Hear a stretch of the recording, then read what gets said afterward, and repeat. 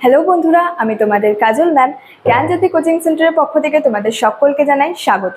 তো বন্ধুরা, আজকে আমি তোমাদের ইউনিভার্সিটির আন্ডারে ফার্স্ট সেমিস্টারের মেজর হিস্ট্রির যে টপিকটি নিয়ে আলোচনা করব সেটি হচ্ছে লিগেসি অফ হরপ্পান সিভিলাইজেশন বা হরপ্পা সভ্যতার উত্তরাধিকার সম্পর্কে আলোচনা করব। তো আলোচনার আগে তোমাদেরকে একটা ছোট্ট ইনফরমেশন দিতে চাই। তোমরা যারা আমাদের কোচিং সেন্টারে এখনো যুক্ত হওনি কিংবা যুক্ত হতে চাইছো, তারা উপরে দুটি নাম্বার দেখতে পাচ্ছ, 6295916282 এবং 7076398606। এই দুটি নাম্বারের মধ্যে কিন্তু যে কোনো একটি নাম্বারে যোগাযোগ করে আমাদের সাথে যুক্ত হয়ে যেতে পারো। এবং তোমরা যারা আমাদের কাছে অনলাইনে পড়তে যাচ্ছ, আমাদের কাছে যারা অনলাইনে কোর্স করতে যাচ্ছ, তাদের জন্য হচ্ছে আমাদের ফার্স্ট সেমিস্টারের মানে পুরো প্যাকেজের কোর্স ফি হচ্ছে 999। তো তোমরা যারা আমাদের কাছে যুক্ত হতে চাইছো, তারা কিন্তু ওপরের দুটি নাম্বারের মধ্যে যে কোনো একটি নাম্বারে কিন্তু যোগাযোগ করে আমাদের সাথে যুক্ত হয়ে যেতে পারো। তো দেরি না করে কিন্তু আজকে আলোচনার বিষয় কিন্তু শুরু করছি। তো বলেছে হচ্ছে হরপ্পা সভ্যতার যে উত্তরাধিকার সম্পর্কে কিন্তু আজকে আলোচনা করব। তো বলেছে সিন্ধু সভ্যতায় কিন্তু কোনো হচ্ছে যে সুউচ্চ মন্দির বা কোনো বড় ধরনের যে সমাধি কিন্তু পাওয়া যায় না।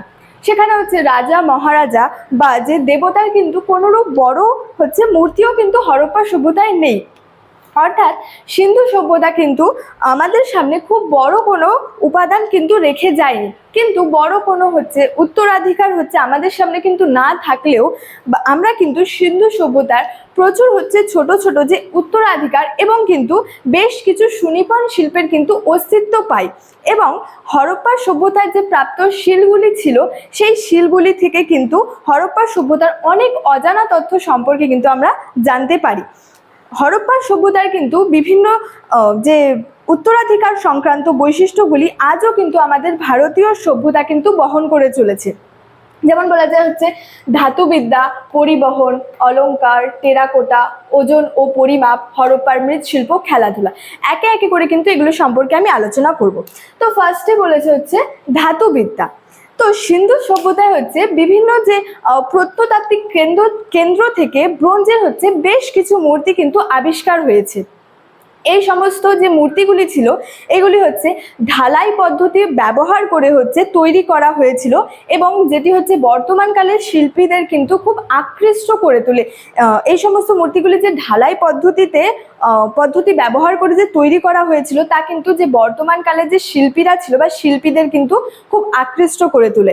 নেক্সট বলছে হচ্ছে পরিবহন। বলছে হচ্ছে সিন্ধু সভ্যতায় খনন কার্য চালিয়ে কিন্তু বেশ কিছু অজানা তথ্য কিন্তু আবিষ্কৃত হয়েছিল।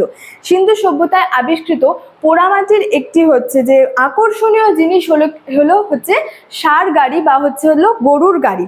এবং বলা হয়েছে যে এই ষাঁড় গাড়িগুলি কিন্তু মানে পরিবহনের হচ্ছে সবচেয়ে গুরুত্বপূর্ণ মাধ্যম ছিল এই ষাঁড় গাড়িগুলি।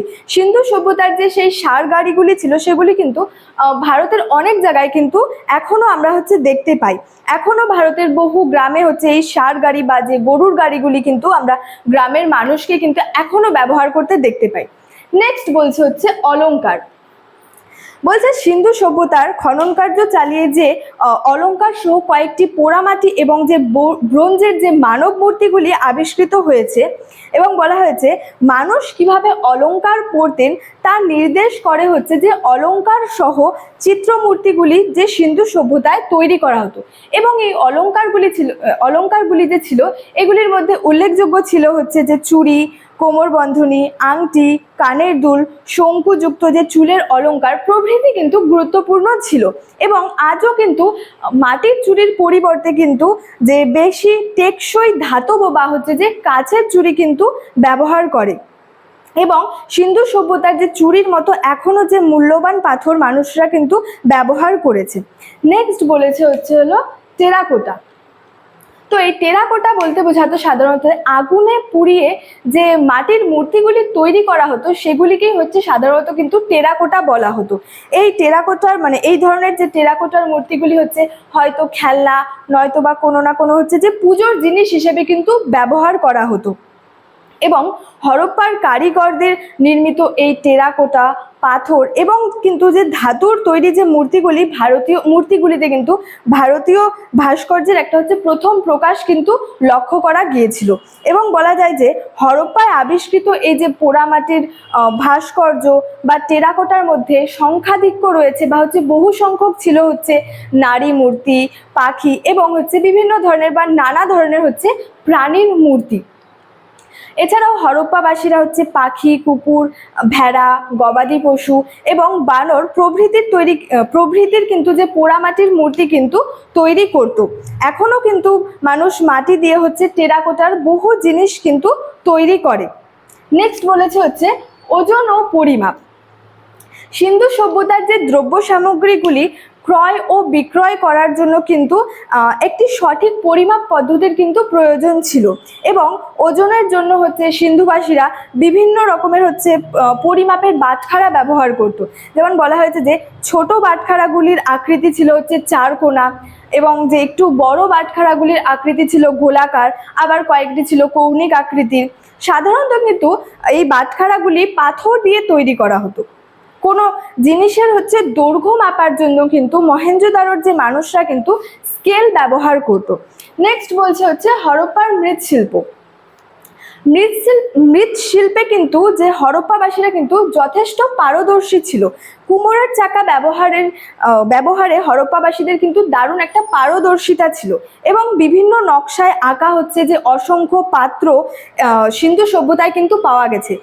তারপরে বলা হয়েছে যে সিন্ধু সভ্যতার পাত্রগুলিতে হচ্ছে সাধারণত গাছ এবং হচ্ছে বৃত্তের নকশা দিয়ে কিন্তু সজ্জিত করা হতো। তাছাড়া সেখানে হচ্ছে মাটির হচ্ছে কলসি, জালা, থালা, বাটি, খেলনা কিন্তু তৈরি করত এবং বলা হয়েছে সেগুলিকে হচ্ছে যে তারা মাটির কলসি, জালা, থালা, বাটি, খেলনা যে তৈরি করতো সেগুলিকে হচ্ছে আগুনে পুড়িয়ে কিন্তু মজবুত করা হতো। পরে এতে কিন্তু রঙও করতো সিন্ধুরা, মানে এতে কিন্তু তারা কিন্তু রঙও ব্যবহার করতো। সিন্ধুর যে অধিবাসীরা ছিলেন তারা কিন্তু যে পোড়ামাটির পাত্রের গায়ে সাধারণত হচ্ছে কালো রং ব্যবহার করত এবং চকচকে ও যে মসৃণ সুন্দর সুন্দর কিন্তু চীনামাটির পাত্র নির্মাণে কিন্তু মৃৎশিল্পীরা হচ্ছে যথেষ্ট দক্ষ ছিলেন। লাস্টে বলেছে হচ্ছে খেলাধুলা। সিন্ধু উপত্যকার মানুষ কিন্তু অনেক ধরনের খেলায় অভ্যস্ত ছিল। এগুলির মধ্যে উল্লেখযোগ্য ছিল হচ্ছে কবাডি, রথ টানা, দৌড়, কুস্তি, গুল্লিদণ্ড ইত্যাদি। মানে তারা যে সিন্ধু উপত্যকার মানুষেরা যেসব খেলায় মানে এই ধরনের খেলায় যে অভ্যস্ত ছিল সেগুলির মধ্যে হচ্ছে উল্লেখযোগ্য কবাডি, রথ টানা, দৌড়, কুস্তি, গুল্লিদণ্ড এগুলি কিন্তু বিশেষ উল্লেখযোগ্য ছিল। এবং বলা হয় যে সিন্ধু উপত্যকায় যে পাশা ব্যবহার করা হতো তার সঙ্গে কিন্তু আজ আমরা যে পাশা ব্যবহার করি তার কিন্তু অনেকটাই মিল রয়েছে, মানে তার মিল কিন্তু অনেকটাই রয়েছে। তো স্টুডেন্ট, এই ছিল আজকে আমার লিগেসি অফ হরপ্পান সিভিলাইজেশন বা হরপ্পার উত্তরাধিকার সম্পর্কে আলোচনার বিষয়। ভিডিওটি তোমাদের কেমন লাগলো অবশ্যই আমাকে কমেন্ট করে জানিও এবং ভিডিওটি ভালো লাগলে বন্ধুদের সঙ্গে শেয়ার করতে ভুলবে না। দেখা হচ্ছে তোমাদের সঙ্গে পরবর্তী ভিডিওতে। Thank you so much. Thanks for watching.